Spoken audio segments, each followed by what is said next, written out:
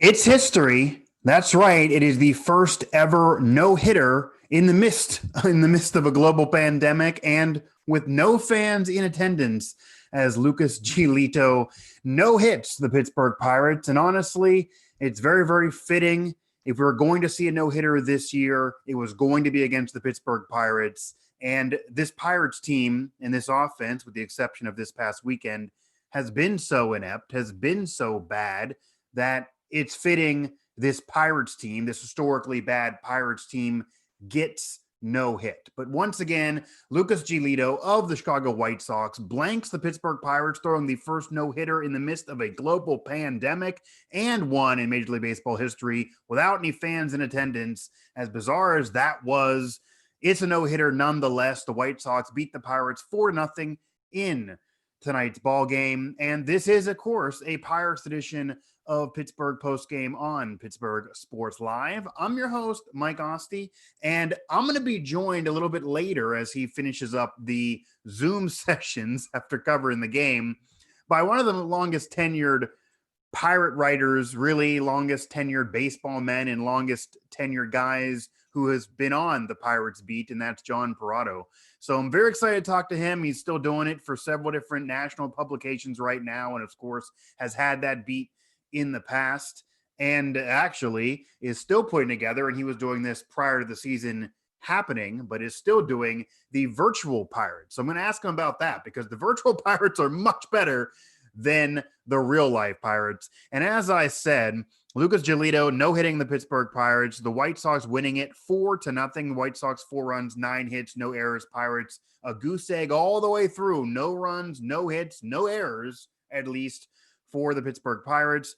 The Pirates now moving to 7-18 on the season, while the White Sox are 18-12. They have another one against the White Sox tomorrow night. But yeah, this one, it's just odd that this would happen now. It's not that it's surprising that it happened against this Pirates team, as bad as this Pirate team has been offensively. Read you the batting averages here again in a moment. But it's just odd that it would happen now, just for the fact that the Pirates are coming off of, mind you, not only their first series win of the season, but also a sweep of the Milwaukee Brewers. So the Pittsburgh Pirates sweep Milwaukee and yet follow up a day off and then get no hit at the hands of Lucas Giolito and the Chicago White Sox. White Sox, a great team so far, certainly looking like a postseason team. He's been mostly a journeyman pitcher, a Washington National prospect, a pitcher that maybe was highly touted by them a few years ago, was able to have a solid season last year with Chicago, but I don't think anyone expected this nonetheless. But regardless, it is against the Pirates, so that's never going to surprise you. And you see how popular he was amongst his teammates with how happy they were for him. And history happening with it being the first no-hitter in the midst of a global pandemic and without any fans in attendance. So kind of a cool factor there. But the Pirate bats, this now will bring the question, and I certainly will talk about this with John, that whether or not that was an aberration, what you saw against the Brewers, because 24 runs, 37 hits against the Milwaukee Brewers, not a great team, but not a horrendous team, certainly a better team than the Pittsburgh Pirates, and 24 runs, 37 hits in those 3 games. Not only do the Pirates win a series, they win it in sweep fashion. They sweep the Milwaukee Brewers. I was hosting earlier shows and didn't think the Pirates would win a series all year long. Maybe pointed to that Royals series in September. Certainly thought they'd get all the way through August and not having won a series. And yet they do it. They win a series against Milwaukee. They get the sweep against the Brewers. But it then follows up with this thud of a game where the offense sleeps through it. And now let's read the batting averages here. The Pirates are coming off of that sweep in Milwaukee again, 24 runs, 37 hits. And you're looking at batting averages now. Frazier, 0 for 3, 194. Brian Reynolds, who finally got hot, able to hit the ball out of the ballpark, was heating up. in that Milwaukee series. 0 for 3, now hitting 212. Josh Bell, 198, back below 200. He's 0 for 3, did strike out in the game. Polanco, 143. We know about the game-winning home run. He finally was able to hit and make some contact in that Milwaukee Brewers series. Prior to that, not only was he not hot, he was barely even making any contact. You just get down the line, and it's a miserable Pirates order. It's a miserable line to this point in the year. But again, they were coming off of a season in which they've been horrendous, but a series in which they were hitting the cover off the baseball. 24 runs, 37 hits, again, sweeping the Milwaukee Brewers. And maybe there was a conversation of, oh, they're not historically bad. They're not as bad as it was prior to that series. Okay, they're not going to embarrass themselves. Maybe these individuals will at least be able to highlight themselves as they move towards the end of the season, somehow sprint towards the end of the season and get the agony of this year over with. I do have some chatters here. I'm going to go some of these chatters here as I'm waiting for John. I know he is busy wrapping things up there and talking to Derek Shelton. I can't imagine how he's going to paint lipstick on a pig for this one because he's been doing that most of the year. I do also want to get John's take in terms of Derek Shelton as a manager and what he's done this year. Obviously, some questionable decisions. Obviously, he's a guy that's been receiving tons of criticism, and that's going to happen when you're losing this bad. And he's made some questionable calls, and fair to say he's been outmanaged in several of these games, but he is still a rookie manager. You're going to have to figure there's these growing pains, and the cupboard, I wouldn't say was bare. There's some young talent here, some young talent that played well last year, but you're not going to expect that much from this group. They certainly weren't going to expect to contend. And it's not shocking that some of this young talent is struggling this year.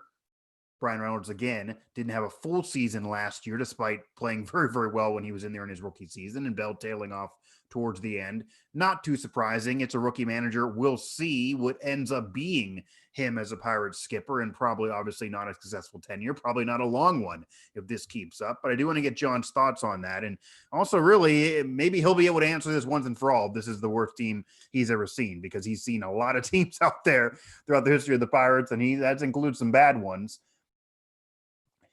The White Sox are pretty good. Yeah, I mean, that's a fair point, I will say. That is one fair point here in the chat, that you're coming off a series sweep of the Milwaukee Brewers. Again, they're not horrendous, but they're not close to the level of the Chicago White Sox. They're not a team that's going to win the pennant this year. They're not a team that anybody is penciling in for any postseason series win. So, yes, they have Yelich on that club. Yes, Ryan Braun is still there. Yes, there are some hitters in Milwaukee. So that was a team that actually was struggling to hit in some parts of that series, and a team that has better pitching than you'd figure the Pittsburgh Pirates. And certainly that's what was displayed prior to that series. And they will be able to get their revenge. They're going to face the Pittsburgh for 4 here coming up. So the Pirates and Milwaukee are not done with each other by any means. And also Milwaukee's been a team that has always provided trouble to the Pirates. The Pirates struggled against Milwaukee even in the winning years, and that caused them to not be able to win divisions and have it be a wild card. So historically, Milwaukee's always beat up on the Pirates. It didn't happen in this recent series. Pittsburgh was able to not only win the series, but get a series sweep. And without that comeback against Polanco, most of those games were well in hand for Pittsburgh.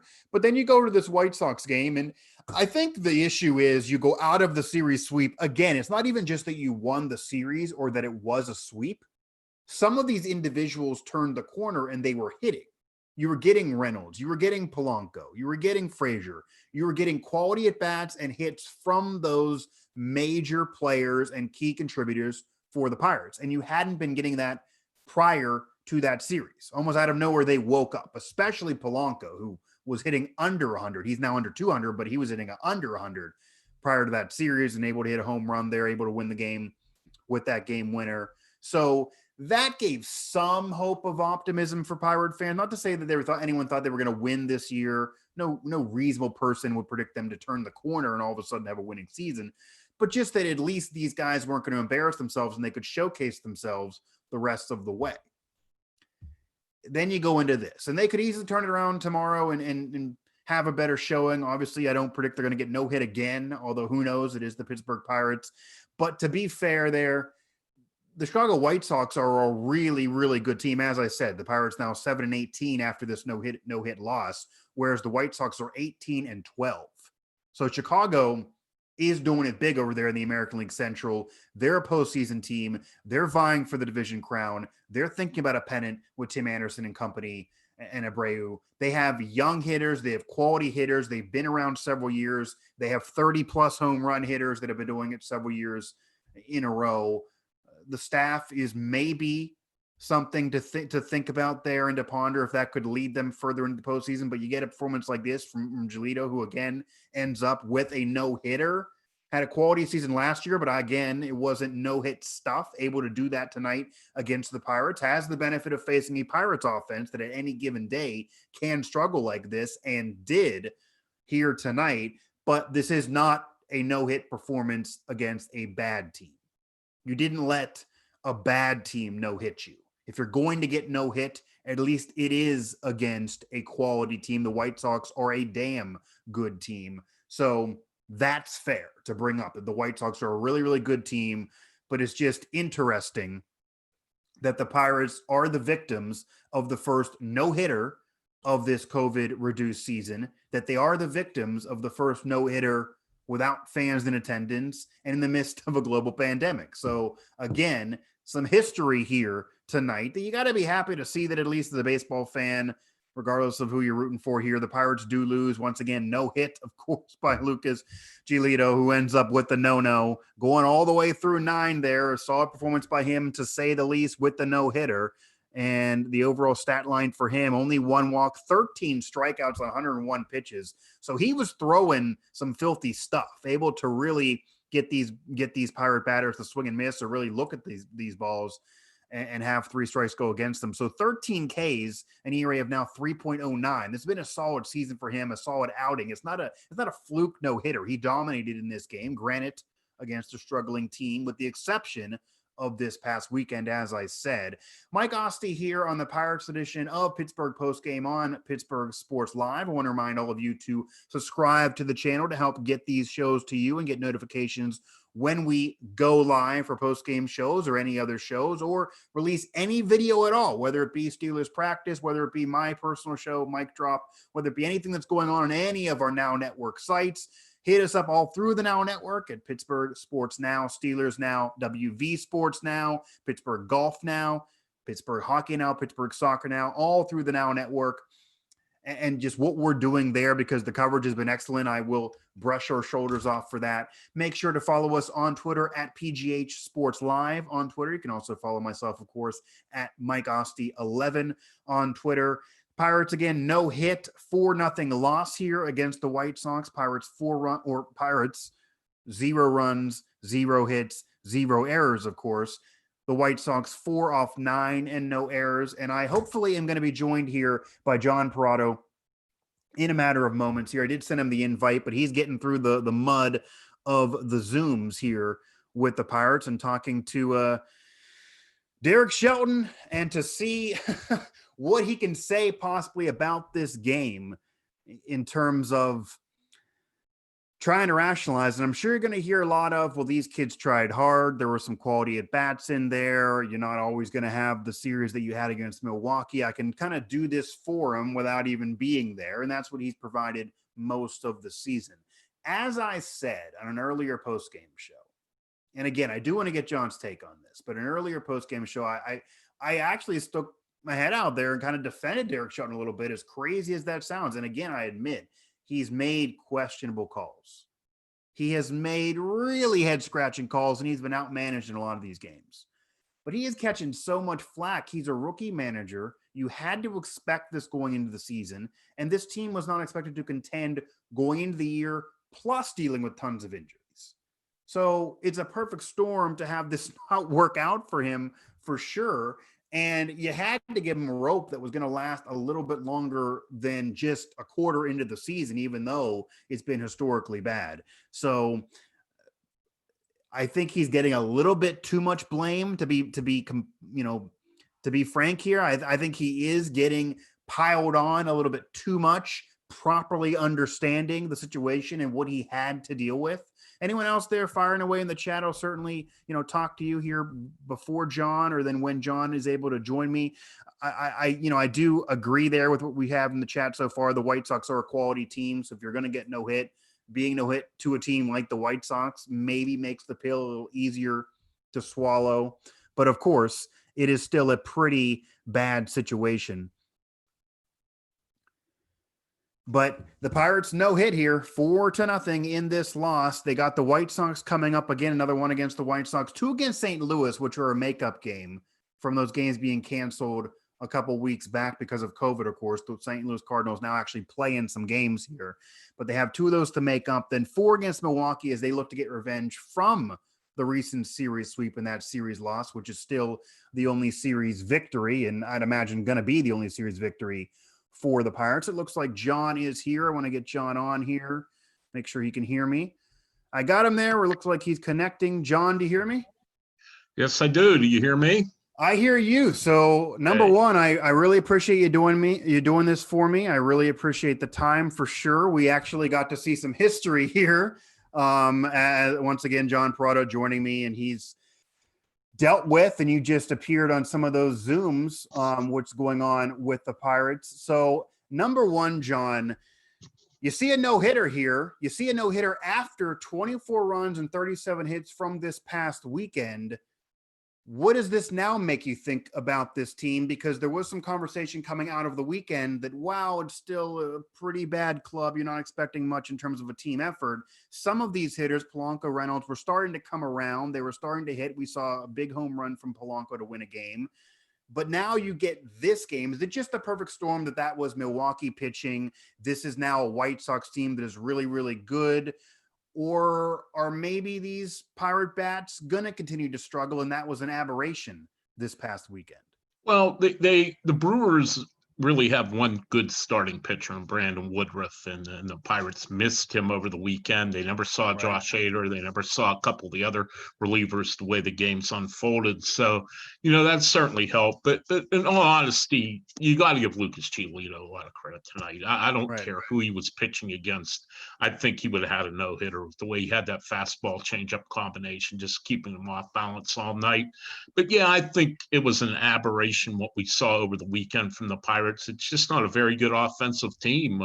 They don't have a lot of on-base percentage guys, and they don't have a lot of slugging guys. And in today's baseball, you need both to be successful. You look at the very successful offenses in baseball, and they hit home runs, and the Pirates don't do that. And and tonight they really got exposed by a guy who is a very good pitcher and was obviously just totally on top of his game. Yeah, and that's a thing that I think Pirates fans can take solace in, because I already saw some chatters there in our live chat that, number one, this is a good White Sox team. You're not being no hit to a bad team. But Giolito had filthy stuff, and he earned this no-hitter. This is not a fluke no-hitter. 13 strikeouts, 101 pitches, only the 1 walk. Goes all the way through, of course. So it's a deserving no-hitter for a guy that, from being a prospect by the Nationals, now getting to success with the White Sox last year and this year. It's an emergence of a quality pitcher on a quality team. And, again, I think you had the point, and this is kind of where most Pirate fans probably were leaning, but maybe didn't want to admit this, that this past weekend, while it was nice to see some of those bats come alive, because you just can't imagine, even for a struggling team, even figuring it was going to be a poor season, that it would be as bad as it was with how much some of those bats were struggling. Polanco entered that series against Milwaukee hitting under 100. He's now under 200, but under 100, you got to figure a major league hitter would do better than that. He hits a home run. You see some power there. Again, 24 runs, 37 hits in a series in which you sweep a major league club is good, but you're now dealing with this, and again, you have some bats here that struggled in this game. Now, John, and again, and Mike Asti here on Pittsburgh, post-game on Pittsburgh Sports Live, talking with John Perrotto, and I'm happy to be doing it here. You've seen a lot of Pirates baseball over the years, for sure, and I know that you've been asked this on many other shows, and John Perrotto, contributor to Forbes Sports, USA Today Sports, AP, Baseball Digest. You've been putting out a virtual Pirates season Yes. prior to COVID. And even during now, I see that you're still doing that. And I will say the virtual Pirates are much better than the real life Pirates. But how would you properly put this season into perspective? Because yes, they're dealing with tons of injuries. Yes, nobody really realistically was going to expect them to contend coming into the year. It is a reduced season. You have a rookie manager, but it got really, really bad really quickly. The individuals who you expect to be a part of the future were embarrassing themselves, to say the least. They have that one quality series. Now they get no hit. You see this history. They got to get through the rest of this. It's not going to get much easier, but is this the worst Pirates team you've ever seen? Are you going to give them a mulligan because of COVID? What do you expect in terms of the turnaround and how and the future of either Derek Shelton as a manager of this team and even moving forward, and who's going to still be here with the trade deadline approaching soon? Well, I'll take the first is the worst Pirate team ever. I still have a soft spot in my heart for the 85 Pirates because they completely didn't care and went 57 105. And I don't think they would have cared if they went 6 and 158 or 156. But no, this is a team that lost 93 games last year and basically is the same team. They brought the same team back. And, it's easy to blame Ben Cherington for that. But also, he didn't get hired until November. The middle of November. There was only so much he could do as far as hiring new coaches, new scouts, new minor league people, because most people are under contract for next year by then.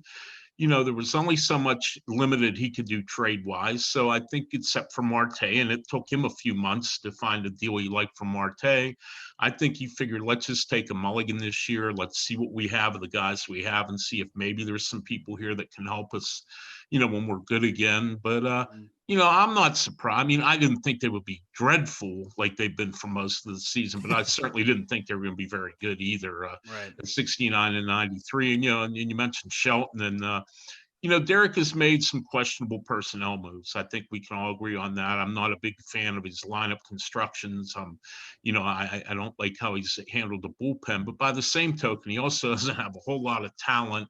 His team hasn't really given up in any games. I mean, they have played hard. They just haven't played well. So I think as far as Derek Shelton, I think what you measure him on this year more than anything is he getting through to the players, or the players playing hard for him, because the talent's not there to win a lot of games, and they are playing hard for him. So I would say, for this year, that's the main thing you can judge him on. Now, going forward next year, years after, I mean, it becomes a little more of a wider scope. How does he handle situations? How does he handle his bullpen? How does he make his lineup? How does he handle the rotation? How does he handle the starters? But for right now, a lot of that strategical moves just go out the window when you don't have any players. Right. And that's the thing. And as much as he deserves criticism because he's a major league manager, and there certainly have been some questionable calls, and you could fairly say he's been outmanaged in some of these games, that he is a rookie manager. And this is a team that was not expected to contend, that also dealt with even more injuries than expected, even when the team was constructed. It's COVID, it's a reduced off season, it's a reduced season, and not much time to work with things. So you try to cut him some slack there, but of course it does appear that maybe he's in over his head in certain games to this point. And we actually do have some chat activity here, and somebody who claims to have seen a lot of baseball that you've seen there, Andy, claiming this is the worst Pirate team I've ever seen. I remember the team of the 80s who were awful. This team is just overmatched. So I think that's a fair maybe question to ask you. Is it just that the talent is just not there? I mean, obviously Josh Bell has proven he can be a bopper. He's probably not a part of the future, though. Reynolds had that great season last year. You're not going to expect that again, but until this past weekend, you didn't even get close to it. And then Frazier, etc. They still don't really have guys solidifying certain spots in this team, whether it be in the outfield or in the lineup. Is it just that the talent and the configuration of this team for the future is not even there yet? So they're almost behind even being able to rebuild because they're not even sure what they're doing with who's there now. Mike, to be quite honest here, most of these guys on this roster right are would be role players on There you good go. teams. They have a lot of guys who are okay, would be good bench guys, good number 4 or 5 starters, good middle relievers, maybe seventh inning guys. And you have players who really, by default, have starring roles on this tour. I shouldn't say starring, but important roles. So yeah, they're not starring much, but they have important roles Yeah. on this team that they wouldn't have on many other teams in the major leagues, because most other teams would have a better player in that position. So, it reminds me kind of like Neil Huntington's going back to 2009, Okay. and they made quite a few moves that year during the season. I don't think you're going to see that this year at the trade deadline, just because of the strange season we're having, and a lot of teams kind of going to hold off, I think, on making big moves in this season. It reminds me of that, the way where he basically has a lot of okay players that he can trade and he can get a little something for, but he's not going to land all these big time prospects for the players he has. Maybe Josh Bell gets him a big time prospect, but really that's the only guy on this team I see, and you're selling low if you trade him this winter. So I think they're in a tough spot. But what you'd like to see them do is, even in 2010, when they lost 104 games, they were starting to develop that core of young players. They had McCutchen, they had Walker, they had Pedro Alvarez. You could see that there was some light at the end of the tunnel, that they did have some legitimate guys that were good big league players. In McCutchen's case, a superstar type player. And they just don't have that now. They don't have anybody. I look at that roster and I don't see anybody, maybe Brian Reynolds, maybe, who you say is really truly a foundational player for a championship team. And I think that hits the nail on the head. That's kind of what I was alluding to, that even in 2009, as bad as that was, you saw a core that if they're going to win, it's going to be with these guys. I think fans right now are still even wondering if they win and when they win, say 3-4 years from now, if that even happens somehow. Maybe it'll be well beyond that. Who would be even beyond that roster hypothetically, if that even could occur? Because besides Brian Reynolds, as you mentioned, and that's not even solidified so far this year, there's a question mark in terms of who would even be a part of this core here for sure. He's John Perrotto. I'm Mike Asti here, and John, again, very happy you're joining me on this show. And we got to experience some history here as the White Sox no-hit the Pirates, winning this one 4-0, 4 runs off 9 hits for Chicago. The Pirates, a goose egg all the way through. Pittsburgh now 7-18 on the year, while Chicago is 18-12, certainly a contender. What do you make of Brault's start? He's a guy that it seems like kind of a polarizing figure. Some actually love him. Some, there's no ace here clearly, but some are able to give him more rope than others. I think he's maybe a number 4 at best, probably a number 5. I thought he's made strides this year, except that one horrific relief appearance he had against Detroit. I mean, he's pitched okay at times, but the thing with Brault is, he's not going to overpower anybody. He doesn't have great stuff. So he can't have the kind of command issues he did tonight. He walked 4 guys in 3 innings. He hit a batter. And when he's doing that, when he's spraying the ball over the place, he has no chance to be successful. I think, his command has been decent this year at times, but he cannot afford not to throw strikes, because he just doesn't have the stuff to overcome it and say, well, okay, I walked 2 guys, now I'll strike out the next 2 guys. I mean, I think he's okay. I mean, again, I don't think on a championship team he's in a rotation, even as a number 5 guy. But for what they're doing right now and what they're looking for, I mean, why not? But although maybe Nick Tropiano, off what he did tonight in his Pirate debut, maybe you look at him as a starter after tonight. Now, I know you try to jump on some of those Zooms there with Derek Shelton and company before jumping on with me. What did Derek Shelton say about this no-hitter?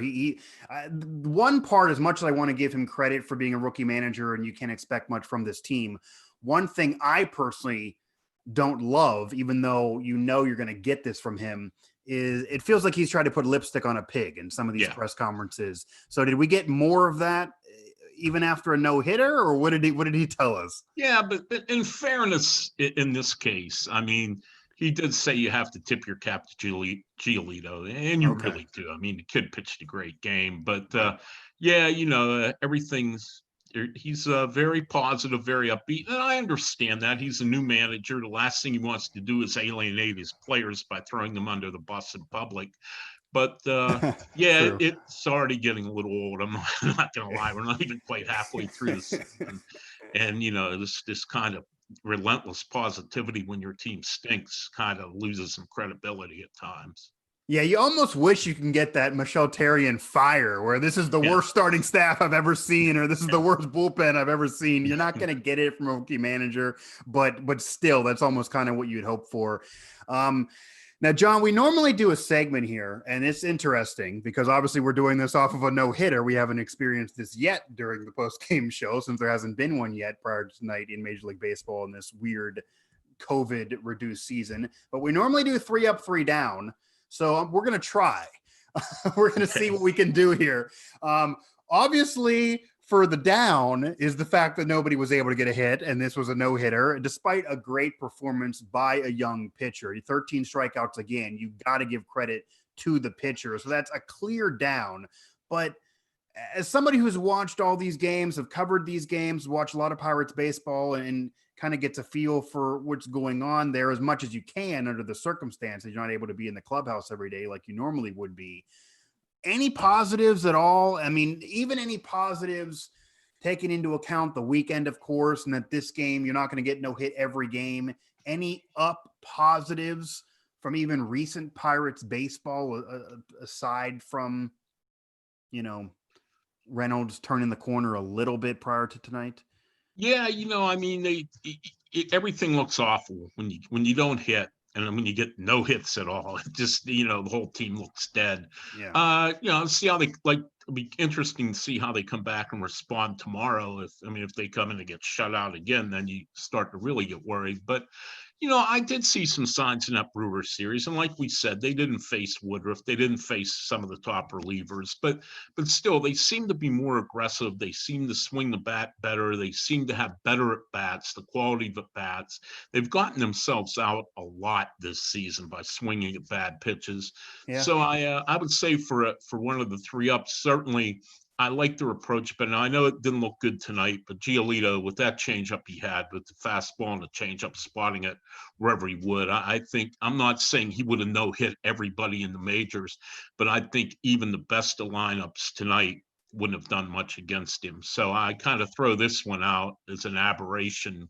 But yeah, I did like what I've saw of Reynolds up until tonight. I like what I've seen of Polanco the last few days of the Milwaukee series, but tonight was just dominance. They only hit 2 balls hard all night, and one of them was the last out of the game. Eric Gonzalez lined out, and Adam Engel made a nice shoestring catch in right field.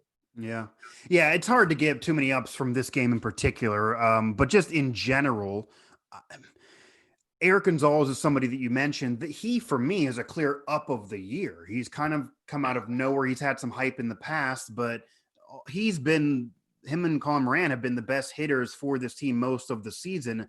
I do want to ask you, though, what are your thoughts of him as a leadoff hitter? Because when he was hitting, it was more towards the bottom of the lineup. Since he's been in the leadoff spot, he hasn't really done it. I don't know if he's even got a hit yet in the leadoff spot. I know he was 0 for 5 when that first appearance leadoff.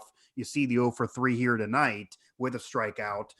Is that something you see more of the rest of the season, that trying him out in the leadoff role, or is he eventually going to be moved down bottom tier of the lineup? It just doesn't seem like he's working as a leadoff hitter, but I get why they tried, since it wasn't working out with what they were doing before with Frazier and company leading off either or Newman.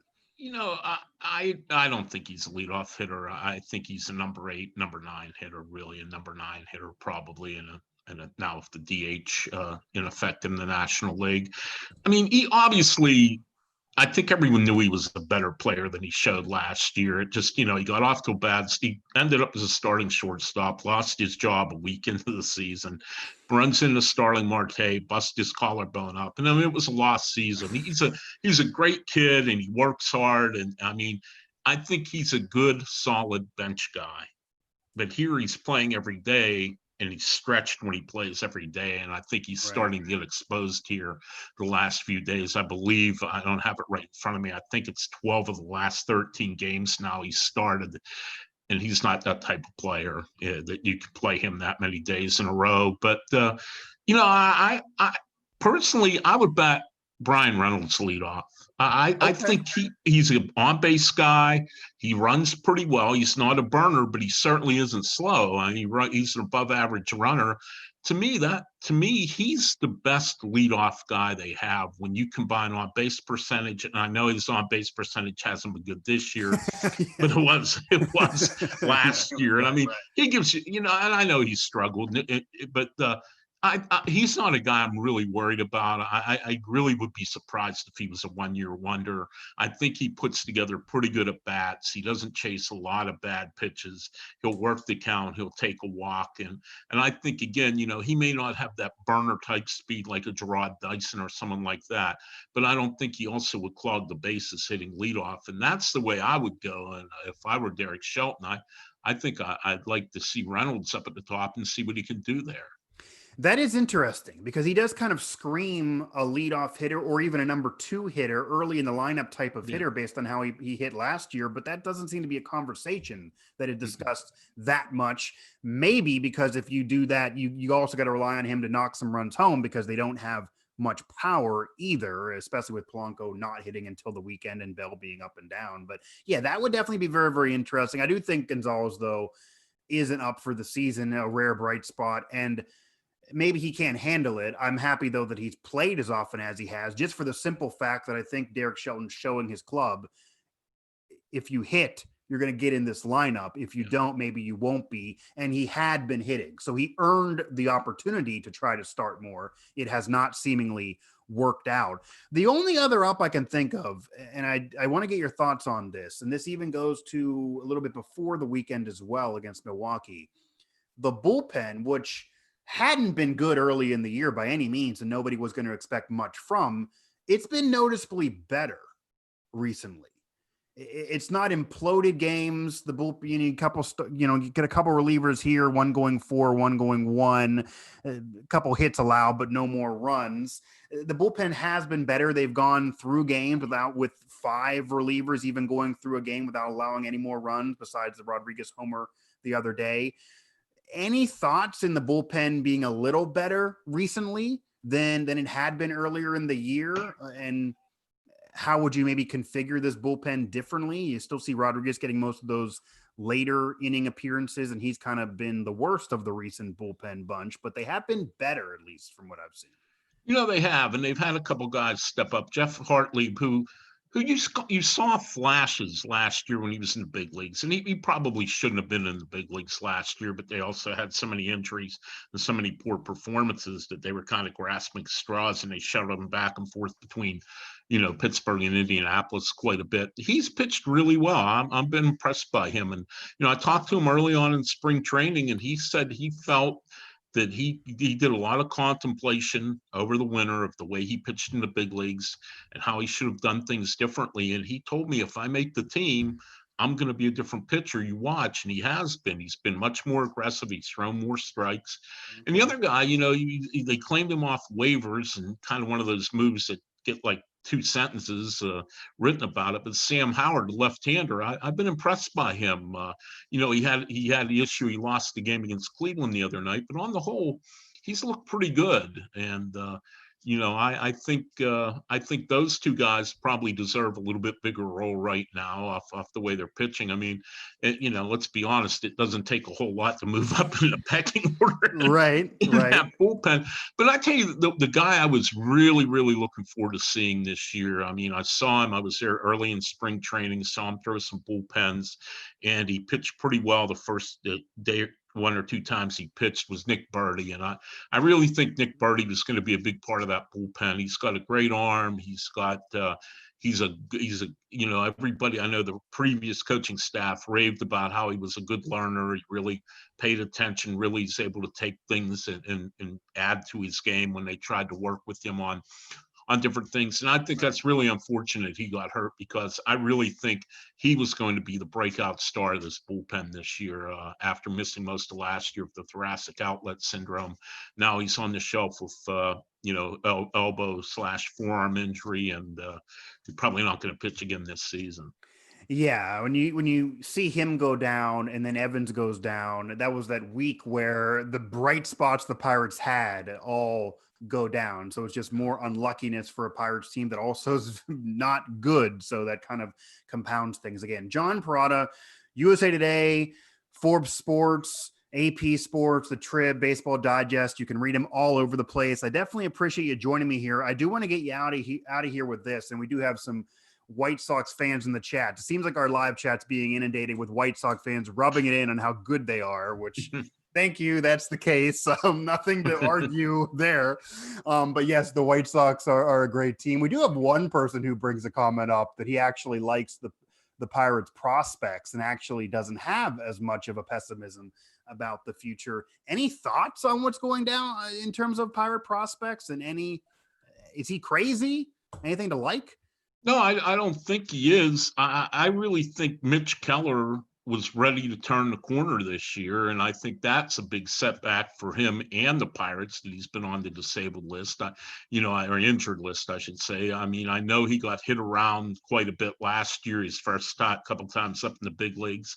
So I think he's definitely a quality pitching prospect, and I really was looking forward to see what he would do this year after taking the hard lessons he had to learn last year.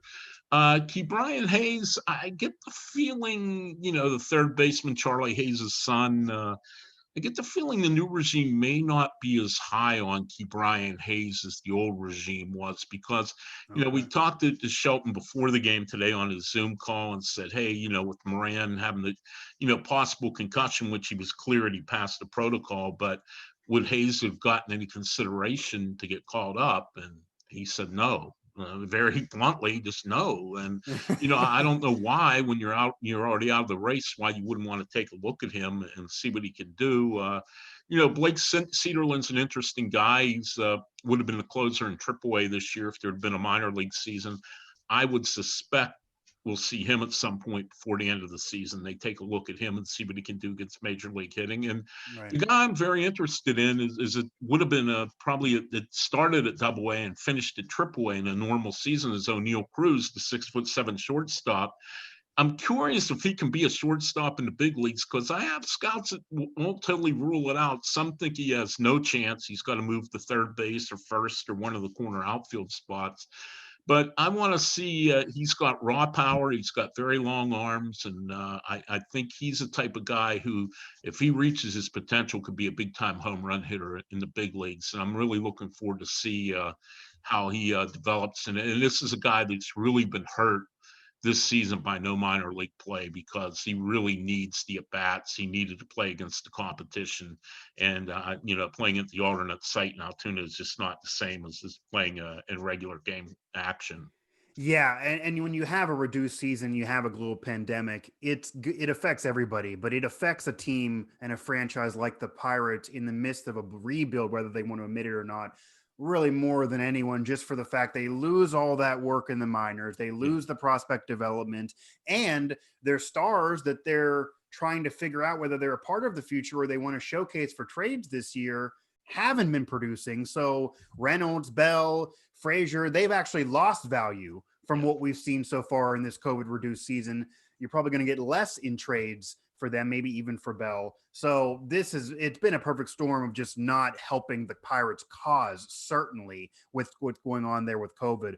But I do want to get you out of here with this, and I could talk baseball with you all night here, especially when we have a historic night like we do here with the first no-hitter in the midst of a global pandemic, in the midst of no fans in attendance there. And look at Giolito threw a gem with a no-hitter there. The White Sox winning 4-0, 4 runs off 9 hits, no errors. The Pirates goose eggs all the way through, 13 Ks as well for Giolito. He had just a great pitching performance there for the young pitcher who continues to be a stud there for the White Sox. But with the trade deadline fast approaching, you kind of alluded to this earlier.